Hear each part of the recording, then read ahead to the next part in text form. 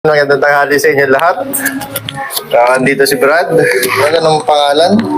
Pressure sa ulong, Ayun, taga saan po kayo? Bulalakaw. Ayun, kung bulala ako pa si Kuya. Sana malaking tulong ko dito. Anong problem? Ito nalobat ang mic namin, tinanong ko siya kung anong problema. So sinabi niya masakit yung balikat niya, yung pala ng frozen shoulder na siya.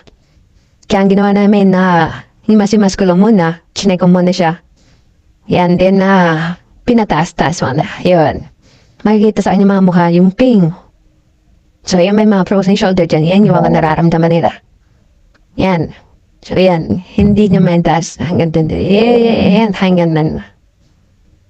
Kaya yan, sinimula ko na-adjust mula siko, then yan, circular movement, para dun sa, nagawin natin stretching, para dun sa kanyang shoulder. So yan ay may pain. Super pain yan, lalo na yan dyan sa may part na yan, yan.